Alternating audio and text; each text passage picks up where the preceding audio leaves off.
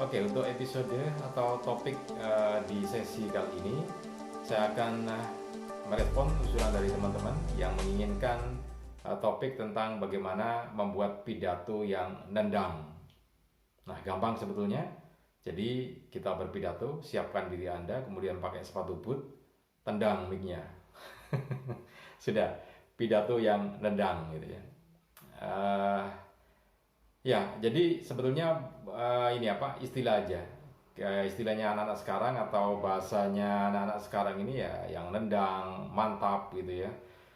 Top Marco top gitu ya. Tapi intinya begini, menginginkan pidato yang memukau audiennya atau menarik perhatian audiennya. Ya apapun istilahnya, yang ingin disampaikan adalah bagaimana pidato yang membuat audien itu menjadi tertarik untuk terus memperhatikan isi dari pidato kita.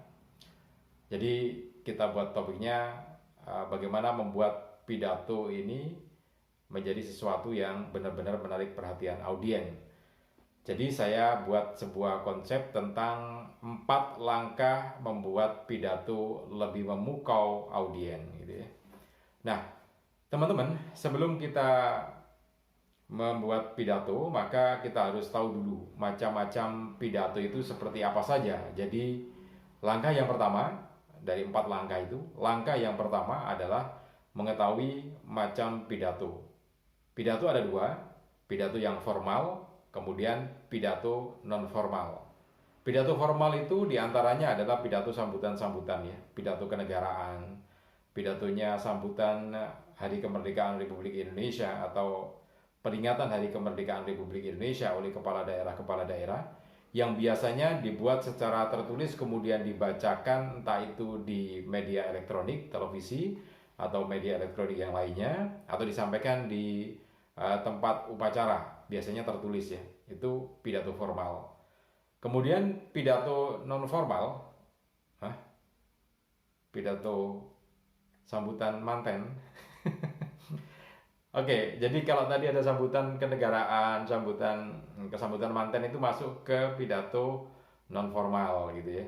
Jadi pidato yang berkaitan dengan pidato non formal itu misalkan sambutan-sambutan untuk acara-acara santai itu pidato non formal. Kemudian ceramah itu juga pidato non formal gitu ya.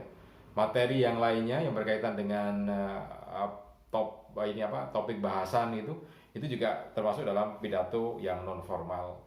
Nah, tentu berbeda kalimatnya. Biasanya kalau pidato yang normal, non formal itu biasanya bahasanya lebih santai gitu ya. Lebih santai, lebih rileks gitu, dibandingkan dengan pidato yang formal. Audiennya juga berbeda. Audiennya biasanya kalau pidato formal mereka semuanya mendengarkan serius gitu ya.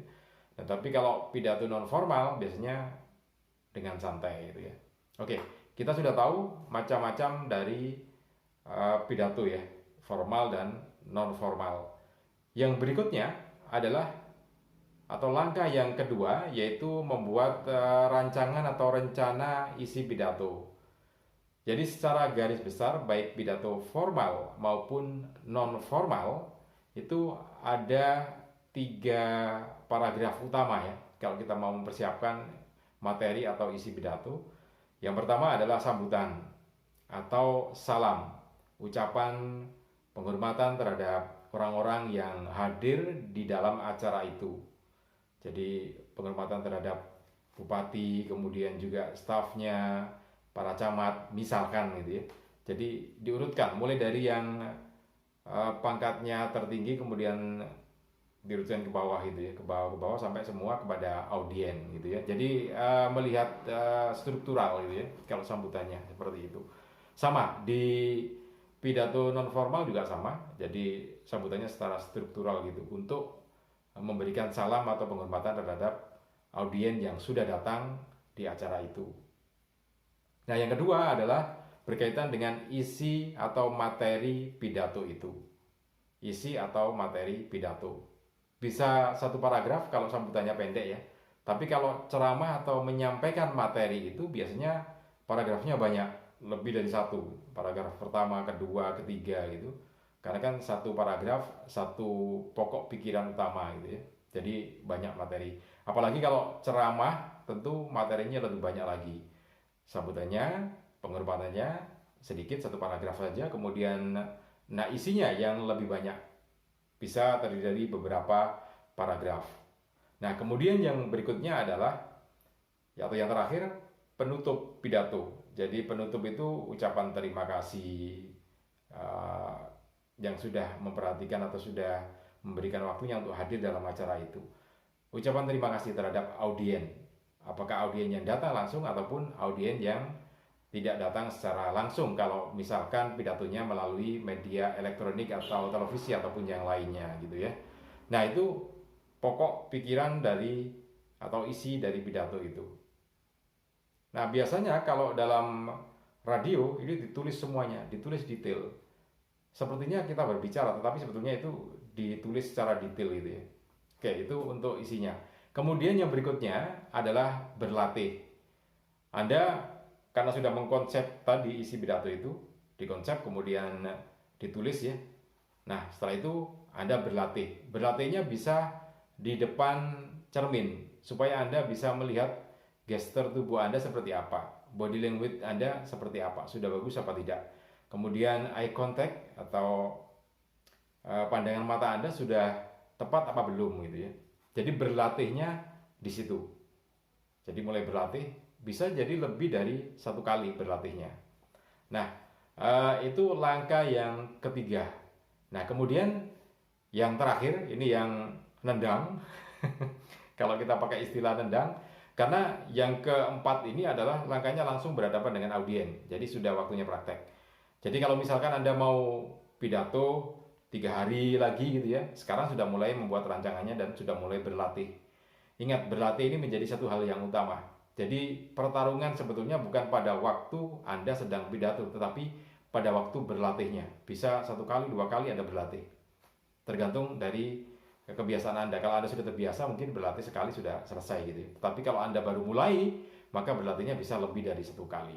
Nah, setelah berlatih, maka yang berikutnya dipersiapkan adalah langkah yang terakhir, yaitu Anda berhadapan dengan audien di hari hanya, di jam J-nya gitu ya. Anda mulai harus siap. Nah, persiapan yang pertama adalah tenang gitu ya. Nanti ada materi sendiri bagaimana mempersiapkan supaya kita bisa lebih tenang. Saya akan buat materinya di sesi yang berbeda gitu ya. Tapi intinya begini, ketika Anda akan menyampaikan pidato, pertama kali yang dicek adalah mikrofonnya. Sudah bunyi apa belum? Jangan sampai kemudian kita pegang atau kita sudah siap berbicara, kemudian ternyata mic-nya masih off. Biasanya nanti Anda kaget dan persiapannya jadi buyar gitu ya. Karena itu dicek dulu. Nah, cara melakukan pengecekan terhadap mic diantaranya bisa di ini ya, ada yang ditiup atau diketok-ketok gitu ya, tetapi tidak saya rekomendasikan. Kalau Anda mau melakukan pengecekan terhadap mikrofon, jangan dipukul atau pukul pakai jari gitu ya, saya bunyi dok dok dok dok gitu, jangan, tidak nyaman di telinga. Kemudian juga jangan ditiup karena itu bukan benda panas atau sesuatu yang ditiup, tetapi pegang mikrofonnya kemudian gesek dengan jari Anda, bisa dengan ibu jari atau dengan jari telunjuk ya, digesek aja, digeser 1 cm gitu, krek gitu. Nah, akan bunyi, jadi akan lebih enak didengarkan, lebih sopan gitu ya. Jadi tidak sampai dok dok dok dok gitu atau sampai kayak orang yang kepanasan aja. Sebetulnya tidak seperti itu gitu ya, nggak perlu seperti itu. Jadi cara pengecekannya cukup elegan. Ambil kemudian dipegang dengan tangan kanan kita dan digesek dengan ibu jari kita atau jari telunjuk kita 1 cm aja, nanti akan bunyi kesek gitu. Nah, kalau sudah bunyi seperti itu berarti mikrofonnya sudah on. Jadi tidak akan kelihatan kalau Anda sedang melakukan pengecekan. Menarik bukan? Tanpa harus ditiup, tanpa harus dipukul gitu ya. Jadi cukup digesek sedikit aja sudah ketahuan. Nah, berikutnya adalah bagaimana Anda nanti mempersiapkan pidato itu, penampilan Anda. Nah, yang paling penting adalah Anda harus melakukan eye contact atau tatap mata terhadap audien Anda. Kalau audien Anda ada di depan Anda. Karena itu menjadi hal yang pokok gitu ya. Karena harus ada hubungan antara audien dengan yang berbicara, public speakernya. Jadi dengan eye contact, pandangan mata. Karena Ada satu kasus waktu itu saya masih jadi seorang broadcaster. Jadi ketika berbicara di radio, wah mantap sekali berbicaranya. Pagi bisa sampai setengah jam, itu bagus sekali berbicaranya. Tetapi begitu berhadapan dengan audiens secara langsung, berhadapan langsung, pandangan matanya jadi aneh gitu ya. Jadi setiap kali berbicara pandangan matanya seperti ini. Kalau tidak begini, atau ke arah sana, atau ke arah sini. Audiennya tidak dipandang sama sekali. Padahal ini menjadi satu hal yang utama ketika seseorang harus berhadapan dengan audien dan sebagai seorang public speaker. Jadi eye contact-nya harus dimainkan gitu ya. Tetap harus menghadap pada audien kita. Jangan sampai menghadap ke lantai, menghadap ke langit-langit atau ke kanan atau ke kiri gitu ya. Audien harus dipandang gitu ya. Itu bagian dari satu komunikasi. Jadi body language, gerakan tangan, gestur tubuh, kemudian juga eye contact-nya harus dimainkan. Oke, itu beberapa persiapan yang bisa saya sampaikan bagaimana membuat pidato yang bisa memukau audien Anda atau bisa menarik perhatian audien Anda. Mudah-mudahan ini bisa bermanfaat untuk Anda. Sukses, salam selalu untuk Anda.